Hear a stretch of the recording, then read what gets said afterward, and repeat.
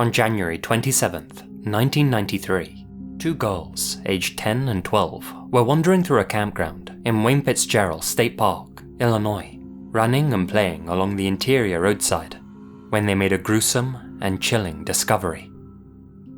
Tangled in a bush, as if it had been tossed from a moving vehicle, was the severed head of a woman. The two girls were mortified by what they had found and immediately called for help. Investigators were quick to arrive at the scene. They searched the entire area where the head was found, but, strangely, they came across no other body parts aside from the woman's head. With nothing to ID her with, they gave her the name Ina Jane Doe, after the nearby village of Ina. Straight away, the authorities set about identifying who the head belonged to. From there, they'd be able to question those who knew her and work out who she had been in contact with prior to her untimely demise. Here's what they had to go on. The doe was Caucasian and had reddish-brown, shoulder-length hair. Forensic experts at the time estimated that she was between 30 and 50 years old, and considering that her face was still relatively fresh and recognizable, she hadn't been dead for more than 2 weeks. Her life had most likely ended prior to her head being removed, and the cut had been made cleanly by someone with a lot of upper body strength. With only a head to work with, they were of course unable to accurately estimate the woman's height and weight, and obviously had no items of clothing or possessions to help them figure out who she may have been. But surely uncovering the doe's identity was just a waiting game. After all, somebody out there must be missing her, right? Family members, friends, colleagues, somebody. Well, that's the thing. No missing persons in the local area matched Ina Jane Doe's description. Whoever she was, she likely wasn't a local, which made the detectives' work that much harder. With there being literally hundreds of thousands of missing people throughout the US at the time, and very limited DNA technology to link the head to any of them, giving Ina Jane back her identity was going to be a monumental task, and figuring out who killed her and where they left the rest of her remains was going to be even harder. Since they couldn't link the doe to any missing person reports, the authorities began actively appealing to the general public, asking if anyone out there knew who she may have been. They did so using this ephod, which made the woman look more ghoulish than human. But why make her look so uncanny? Well, as I've mentioned in past videos, police forensic artists sometimes enhance or exaggerate a deceased or wanted person's most defining features in order to make their ephod more memorable and attention-grabbing. If their reconstructions are too realistic, they run the risk of making their subject look like a generic person. Take, for example, this ephod of a female person of interest in the Madeleine McCann case. Many internet sleuths pointed out that it looked just like Ghislaine Maxwell. Striking resemblance, right? Could Maxwell have been involved in Madeleine's disappearance? Well, as monstrous as Maxwell is, this wasn't her. It's just that the ephod is a little too generic and resembles a lot of women with short black hair. If the artist dramatizes the victim's face, however, the general public are much more likely to think, yeah, actually I did see a girl with a chipmunk-like face a few days back. In the case of the Ina Jane Doe, they employed that same technique. Whoever the doe was, it was determined that in life she had suffered from chronic spasmodic torticollis, otherwise known as wry neck syndrome, a condition that puts stress on the muscles that support the head and makes the neck appear crooked. Using that information, the composite artist twisted the doe's neck in her official ephod and gave her extreme facial asymmetry. This was partly to help jog the memories of those who knew her, and partly because they weren't sure how severe her condition really was, and had very little else to go on, so highlight what you do have. Several other images were also created to help identify the doe over the years, but it's the original that struck a chord with the public. Even today, decades after its creation, people still talk about this image online, and it's considered to be one of the creepiest official ephods ever made. But unfortunately, despite the picture being so widely discussed, it didn't ring any bells, and nobody was calling in to say that the doe was their missing loved one. That got investigators considering that maybe the doe didn't have any friends or family at all. Maybe she was a loner, or a transient, the kind of person that nobody really knows or misses. That's a tragic thought in itself, that this woman's life had come to an end and she had instantly been forgotten by everyone, left forever without her name. But that thought also infuriated the authorities, as it meant that the Jane Doe's killer or killers were going to escape justice.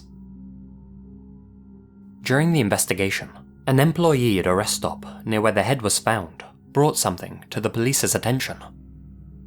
The worker reported finding some ominous graffiti in one of the bathroom stalls. The graffiti read, "Serial killer, March 93. 19 and counting. 5 men, 12 women, 2 children. 8 black, 8 white, 3 Hispanic. Don't worry, I'll get to the others." It was never determined whether the graffiti was sincere or some kind of twisted joke, but the fact it was written shortly after the Ina Jane Doe's head was found, at a rest stop close to the state park, is both suspicious and disturbing to think about. Unfortunately, the investigation into Ina Jane Doe's case stalled shortly after the graffiti was found, and very few other leads ever presented themselves. And, just like so many other John and Jane Doe cases before and since, the whole thing froze over. Fortunately, interest in the case didn't. One person who took a vested interest in it was a professor at the University of New Hampshire, one Dr. Amy Michael. As a native of Illinois, she had long wanted to get to the bottom of the Ina Jane Doe rabbit hole. In 2021, she reached out to the Jefferson County Sheriff's Department and offered to use her lab and modern forensic methods to ID the victim. And those methods would reveal a truth that nobody saw coming. Today's video is sponsored by Stamps.com. If you run a small business, you know how insanely busy things can get around the holiday season. And if you haven't already started preparing for this winter, you could be falling behind. Thankfully, Stamps has everything you need to make your life easier. Stamps.com is your 24/7 online post office that makes mailing and shipping quick, easy, and cost-effective. Their software gives you access to all of the post office and UPS shipping services you need, right from the comfort of your home or workplace. All you need is a printer and a computer, and you're good to go. Need a package pickup? You can easily schedule one through the Stamps.com dashboard. And with their Switch and Save feature, you can compare carriers and rates to make sure you're getting the best deal possible. If you run an online store, Stamps.com also works seamlessly with all the major shopping carts and marketplaces. These days, every penny counts, and Stamps gives you access to some amazing discounts on USPS and UPS rates. We're talking up to 86% off. So get ahead of the holiday chaos this year by getting started with Stamps.com today. Sign up at Stamps.com/LazyMasquerade for a special offer that includes a 4-week trial, plus free postage and a digital scale. No long-term commitments or contracts. Again, that's Stamps.com/LazyMasquerade. After all of the evidence was handed over to Dr. Amy Michael and her team, a new EFIT and new technology were both employed to help finally answer the question: who was the Ina Jane Doe? On March 11th, 2022, a whole 29 years after her head was found tangled in an Illinois State Park bush, we finally had an answer to that question. Thanks to advances in genealogy, Dr. Michael was able to match DNA samples from the Doe's skull to members of her immediate family. The suspected sister of the Doe then gave a DNA sample of her own to confirm that they had in fact found a perfect match. And so it was that the Ina Jane Doe was given back her identity. She was Susan Hope Lund, a 25-year-old mother of 3 who disappeared on Christmas Eve, 1992, whilst on her way home from the grocery store. She had gone to buy pie for Christmas dinner and to use the store's phone to call her sister since she didn't have one of her own. She didn't own a car either, so she had made the journey on foot. Susan lived in Clarksville, Tennessee, 175 miles from where her head was found. She was pregnant at the time of her vanishing. Her husband and children had been looking for her for decades, but since there hadn't been a way to link Susan's identity to her head, they had been left without closure for more years than Susan herself had been alive. For all that time, they were unsure whether something terrible had happened to Susan, or whether she had abandoned them. Her husband Paul also had to live under suspicion during all those years, with many people spreading rumors that he was in some way responsible for his wife's disappearance. That, detectives confirmed, was an impossibility. Paul was home looking after the children when Susan was, presumably, forced into a vehicle and killed. Sadly, Paul himself passed away shortly before Susan's identity was uncovered, meaning he never learned what happened to his wife or clear his name during his lifetime. The search for Susan had been hampered shortly after she had disappeared, when somebody reported seeing her in Hopkinsville, Kentucky. Another supposed sighting of her also occurred in January along Interstate 65 near Louisville, with the anonymous tipster saying that she looked pale and thin and was wearing the same clothes that she had disappeared in. It's unknown if either of these two sightings were legit, but given that Susan had been dead no longer than 2 weeks when her head was discovered, she must have been alive for most of the 2 months she was missing. It's unclear whether she was being held against her will during that period or not. It's also not known whether her life was taken inside the state park, or if someone had killed her elsewhere and drove her head out there. But why did the authorities at the time fail to link Ina Jane Doe's head to Susan's missing person report? Well, in March of 1993, an anonymous woman called the authorities, saying that she was Susan Lund, that she was alive and well, and that she didn't want to be found. From then on, most officers just assumed that Susan must still be alive and had run away from her family. Frustratingly, they closed Susan's case without following up on who had actually made that call, and her children were left to grow up assuming that they had been abandoned by their own mother. So, what exactly happened to Susan during her walk back from the grocery store? Well, I think there's one curious point worth looking into. The distance between Susan's home and that store was 8 miles. A 16-mile round trip. That's one heck of a walk, and remember, she was pregnant at the time.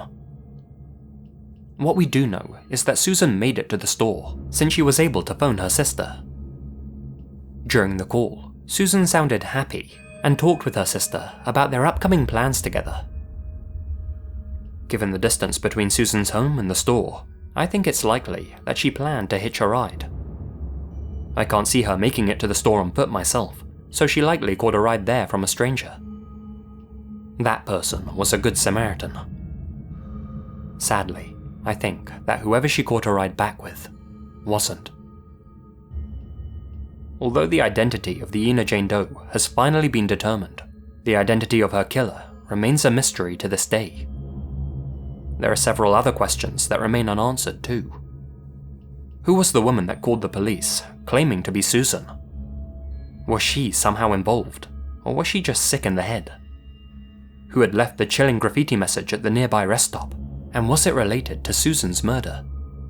And finally, where is the rest of Susan's body? Only her head has ever been found. Despite 29 years having passed since Susan's life came to an abrupt and mysterious end, detectives are still working to bring the perpetrator to justice. During a press conference, Jefferson County Sheriff Jeff Bullard said that, quote, "In most homicide investigations, victim identification is done very quickly, and we can move forward following up every lead and determining victimology to try and ascertain the truth as to what happened. Our mission is still to find the truth about what happened to Susan." Looking back, it's easy to see why the original effort of Susan didn't generate many leads. After all, her wry neck wasn't nearly as pronounced in real life as the initial morticians thought. In fact, her condition was so mild that it was basically unnoticeable. Since few people noticed Susan's crooked neck in life, The exaggerated composite didn't have the desired effect of jogging memories. But funnily enough, it's the original's uncanny valley quality that's helped keep interest in Susan's case alive for all of these years, and stop Tina Jane from becoming just another doe. If this image hadn't been so ghoulish, far less people would have been talking about this mystery and thinking about who the head may have belonged to. In a roundabout way, it may have been what helped give Susan back her name. Now let's make sure that this case continues to stay alive online, so that one day her killer can be named as well. If you have any information pertaining to Susan's case, please contact Detective Captain Bobby Wallace at the Jefferson County Sheriff's Office. His email is in the description.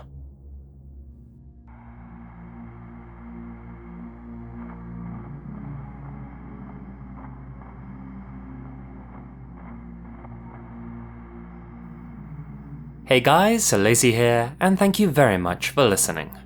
I hope you enjoyed that doozy of a rabbit hole. Let me know your thoughts and theories down in the comments. Before this video ends, I'd like to say a huge thank you to all of my supporters here on YouTube and over on Patreon, especially my biggest supporters. Itai Allen, Hamish K, Torpid Chair 1139, Nephus 1988, Lydia Cumo, Jacquelynn Guevara-Phelan, Jessie Jug, Alex Greensall, Anya Yekaterina Faustov, Asiamina, Azrael Warakai, Chief Cochuaque, Colin Monsma, Connor Lothan, Expand Dong, George Lopez, Gina Valera, Grace Archie, Ian Biluck, Infamous-senpapi, Kawaii Evil, Larry Mattingly, Leonardo Martinez, Linden Witebsky, Monica Mendoza, Natalie Escobedo, Peter Logdraj, Philip Wester, Taylor&Monica Gruenk, The Only Dorita, Zane, Brad Hammer 33, Mrs. Yvonne Rankin, and the deck of cards. Thank you guys so much for your continued support. Be sure to smash that like button or I'll smash you, and you'll be hearing from me again very soon. Until then, you all stay spooky. And remember, the best things happen in the dark.